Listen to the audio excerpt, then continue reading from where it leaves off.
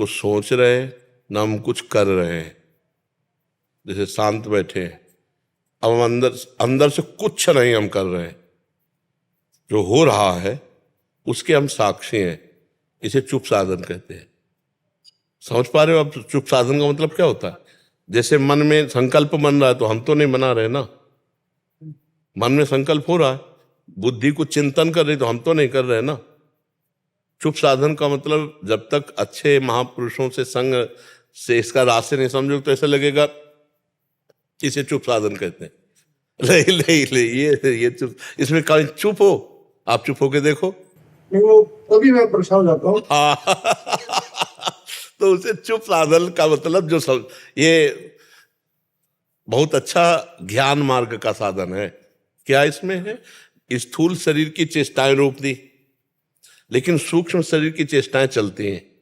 मन बुद्धि से चित्त से जो चिंतन हो रहा है, अहम से जो क्रियाएं की गई हैं भूत में, या जो हमें भविष्य में करना है, या वर्तमान में जो हम, वो चल रहा है ना। आप पकड़ पा रहे हो हमारी बात की नहीं?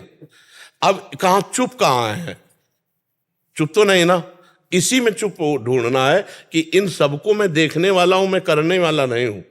मन में जो हो रहा मैं देख रहा हूं, इंद्रियों में जो हो रहा मैं देख रहा हूं, चित्त में जो हो रहा मैं देख रहा हूं ना। आप ज्ञान में आप दृष्टा हैं, आप शरीर थोड़ी हैं, न स्थूल शरीर है, न सूक्ष्म शरीर, न कारण शरीर। तो उस समय मैं चुप हूं और मैं इनको केवल देख रहा हूं, और इनकी हर बात को हम काटते चले जा रहे हैं। नकारात्मक, ये मैं नहीं हूं, ये मैं नहीं कर रहा हूं, ये मैं नहीं सोच रहा हूं।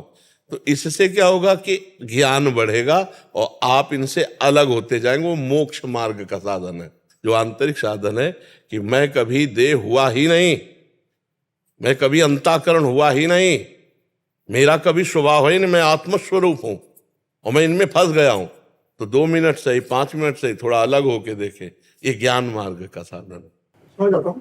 तो महाराज रामकृष्ण महाराज जी थे तो भक्ति मार्ग के ही का वर्णन किए हैं। जैसे गीता में सांख्य योग का भी वर्णन है, कर्म योग का भी वर्णन है, और ज्ञान योग का वर्णन है। तो महाराज जी तीनों मार्गों का दर्शन कराते थे, लेकिन शुद्ध ज्ञान स्वरूप आत्मा में स्थित थे।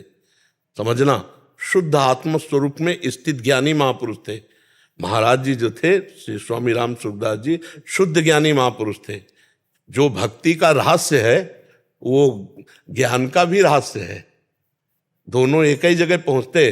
तो जो ज्ञान में सिद्ध हो गया तो भक्ति के रहस्य को भी जानता है और कर्मयोग को भी जानता है, और जो कर्मयोग से सिद्ध हो गया वो भक्ति रहस्य को भी जानता है, ज्ञान योग को भी जानता है। जो भक्ति से सिद्ध हो गया वो कर्मयोग को भी जानता है और ज्ञान योग को भी जानता है। क्योंकि ज्ञान अलग चीज नहीं है। जैसे ज्ञान का तात्पर्य है कि जो सर्वत्र है, जैसे हम भक्ति में कहते सिय राम मैं सब जग जानी, तो ज्ञान में कहते सर्वम खलमिदम ब्रह्म नेनानास्ति किंचन। एक ही बात हुई ना। अब वो सर्वम खलमिदम ब्रह्म जो है तो यहां भी तो है ना, तो वही ब्रह्म मैं हूं, ये ज्ञान है। और यहां मैं का विस्मरण हो गया, मैं का विस्मरण हो गया। ब्रह्म नहीं, माया नहीं, नहीं जीव नहीं काल, अपनी हूं सुदिना रही, एक रहे हो नंदलाल।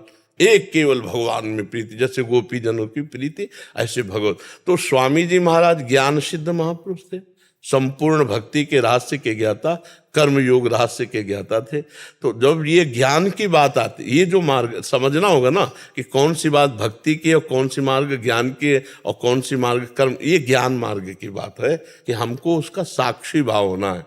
हाँ, और भक्ति मार्ग में समर्पण है, साक्षी भाव नहीं है। भक्ति मार्ग में समर्पण है। जो हम